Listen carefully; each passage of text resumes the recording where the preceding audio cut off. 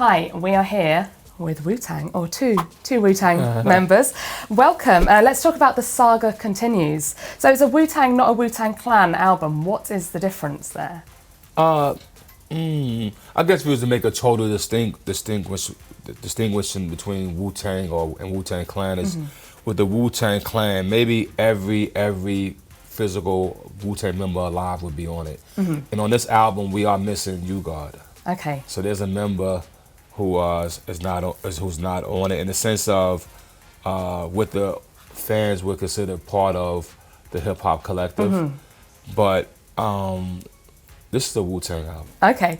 You've called the record already a masterpiece. Why is it so great, and where does it sit in the Wu-Tang canon? I call it a masterpiece because sonically it takes me on those journeys that masterpiece albums do. It takes me in the beginning with a great intro. It has high points.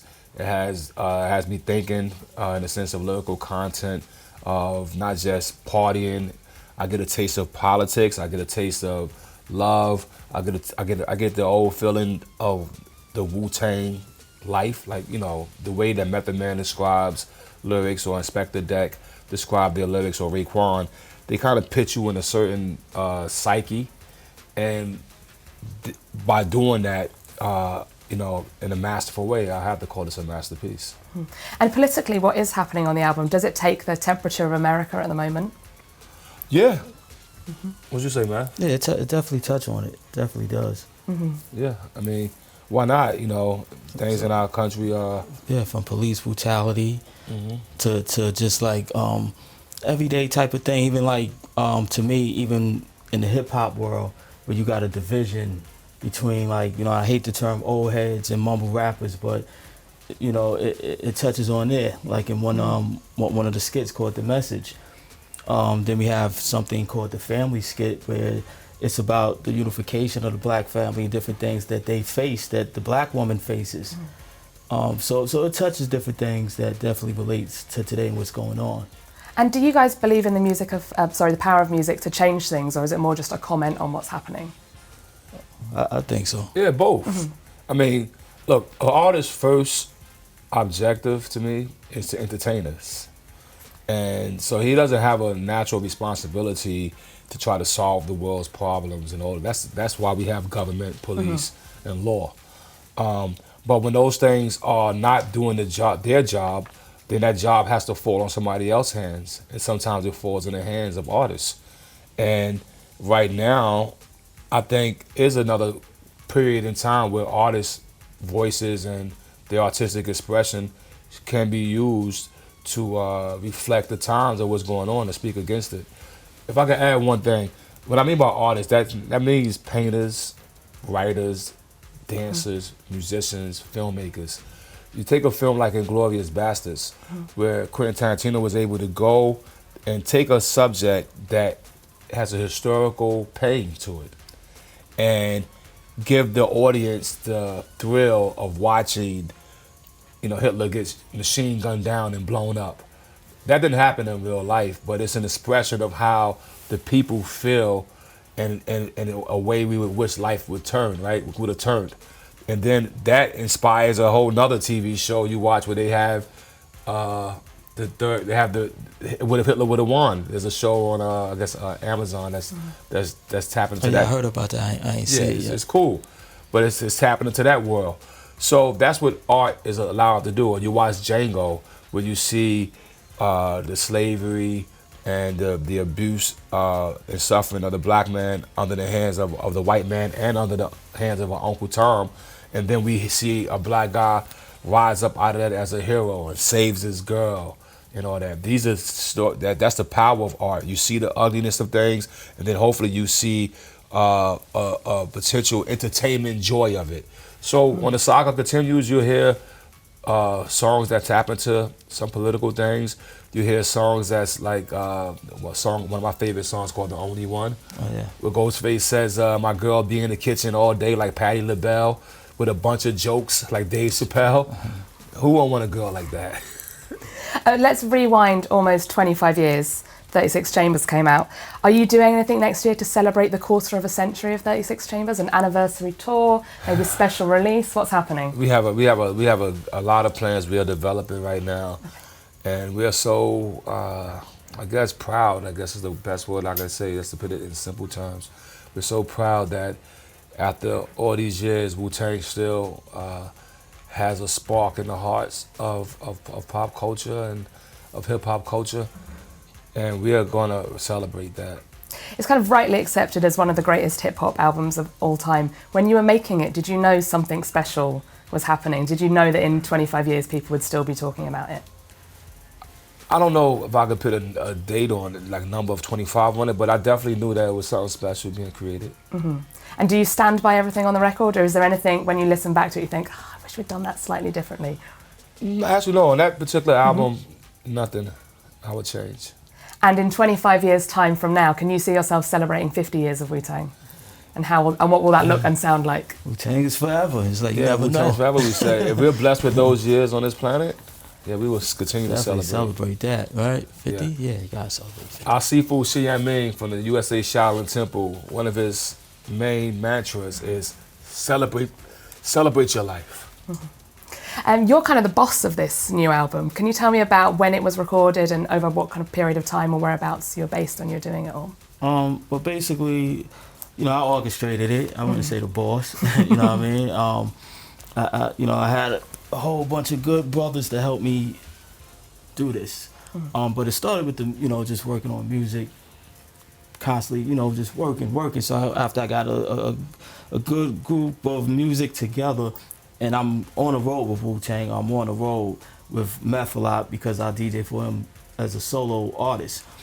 And he started hearing what I was cooking, and he got involved. So he started spitting on it, then other brothers started hearing, and then it just kind of came together like that. Mm-hmm. Then I got a group of, I had a little menu of the tracks together, not all of them quite, but I went and seen the Abbott, he heard it, and he was like, yeah, that's that Wu-Tang. That's that Wu.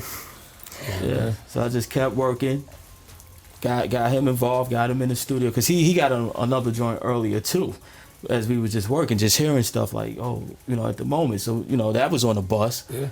We was doing things on the road. I would book a hotel room. I would book a studio. While we was home, I worked in the house as well. So it did take a little time because of scheduling, and that's a part played a big part in why You God isn't on the album. Okay. But because I record, he been in the session that was writing, but it just never happened. But it just came together naturally, and we got it. The saga just kept continuing. Brilliant. And as one of the most influential hip-hop crews of all time, how do you feel about the younger crews coming up, the ASAP Mobs, the Odd Futures? Do you feel kind of paternal towards them? Because they were surely, some of them weren't even born when 36 Chambers came out. That's a unique word you actually just used, paternal. Mm-hmm. Maybe, I think that's a great way to define it. We come from a philosophy of each one teach one. And we believe that the elders are held responsible for the youth, and the civilized is held responsible for the uncivilized in all walks of life. And then that we are pioneers of the current stage of hip hop. Yeah, we do feel kind of like, okay, like we the OGs, that they would call it. That's the OG right there, the older guard. And who do you like who's coming up at the moment? Is there anyone you're a particular fan of? I know you and Chance, the rapper, have quite a close friendship. Is there anyone else out there who you're really feeling? Yeah, I mean, Chance is great. I think Logic is great too. I think Logic really found his voice. Joey Badass, of course. Of course, it's ASAP, the whole ASAP mob. I like what Ferg is doing. Ferg actually did some great work this year. Kendrick Lamar, J. Cole. I like West Side Gun. Yeah, West Side Gun. And Conway. I'm no one who I'm really proud of right now, though. Mm-hmm. I'm proud of Gucci Mane. Okay, why so? Because he proves, like, he breaks the stereotype, right? Here's a guy that had some light on him, made a few bad decisions, had to go face the penal institution in America, which usually destroys you. It usually rips you apart, and he comes out and he emerges from the fire as a phoenix, even better, healthier, talent increased, and now he's sitting on the #1 hip hop album in the country right now, and that's something to be proud of, because we had a member of our crew, ODB, who went to jail and he didn't make it out of there. The true him never left that cell. He came out a different man, and it's hard to get out of that. Someone else I wanted to ask about was SZA, the singer who has given herself like a Wu-Tang name. Have you met her? Are you fans of hers? Yeah, I did some collaboration with her. I'm proud of her. I saw her do an interview on BET one time, and she said, they said, well, what is SZA? And she said, like RZA, ruler zigzag zigzag, I do mathematics. I'm like self zigzag zigzag. And so she's doing a great job. And the whole TDE crew. I love Top, Punch, the whole crew over there, and Kendrick, Schoolboy Q. They got a great crew. The black hippies, right? Yeah, they do. They got a great conglomeration of talent coming out, and we appreciate it. And another female artist I want to ask about is Cardi B, who's got the first #1 in the US for 20 years, the first solo female rapper. Yes, Why do you think it's taken so long for kind of the US to recognise female talent, or at least solo female talent? I don't know if we don't recognize it. I think we recognize it. Hip hop has always had a space for female MCs, all the way since I was a kid. Yeah. I remember hearing Funky 4 plus 1 more. Shy Rock, yeah. You know what I mean? So it's always been there, from Roxanne Shante. Yeah. There was a whole bunch of them. The Real Roxanne, Sparky D. Yeah, Sparky D. Yeah. And then of course it took a great artist like Lauryn Hill to get that #1 spot. You know what I mean? And I think that, I would have sworn Nicki Minaj had a #1 already, because It's with the features, you see, that's the difference apparently. So it's just on their own, solo. yeah. But I'm proud of Cardi B, because once again, she's, coming from the Bronx, which is the foundation of hip hop. Is glad to see somebody from the Bronx as on the top of the charts, and is also glad to see, once again, she could be considered an underdog, and she broke the mold, she broke the barrier. So we're happy for her. But I think it ain't. I don't know if you could blame it on like the U.S. looking at it in a certain way between male and female in hip hop. I think hip hop is actually a form of music that you dope. You got lyricism like Foxy Brown had, like Little Kim had, MC like Lauryn Hill, MC Light. You become up in there. You go into the hierarchy of the music. And Cardi B has not only a dope song, but she's saying some cool lyrics on there. She's not just dancing and popping her booty. Yeah. I have to ask, how are things currently sitting between you and Martin Shkreli? What's going on there? We haven't seen him. I haven't seen Martin. I know he's in a penal institution now. I don't like that for no man. He has to deal with it. He got to deal with it. So I just, I guess I got nothing really to say about Martin. Just, made things, I don't know what to say about Martin. Have you ever met one-on-one? Yeah, we met. Okay. Yeah, we met a few times. But him being in jail is it's a whole nother life right there. They say, don't do the crime if you can't do the time, I guess. You know what I mean? But, we made history together. And that part I will always respect. Well, yeah, as an experiment, was the Once Upon a Time in Shaolin project a success for you? Total success. And we could thank Martin for that success as well. Not, for being a guy who put his word on something and did it. I didn't agree with the eBay thing. Why not?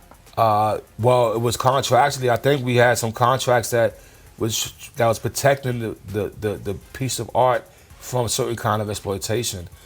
I didn't agree with it, but when I read his paragraph on why he did it, I kind of understood and respected what he said. What he said was he bought the single album as a gift to Wu-Tang and what they did for music.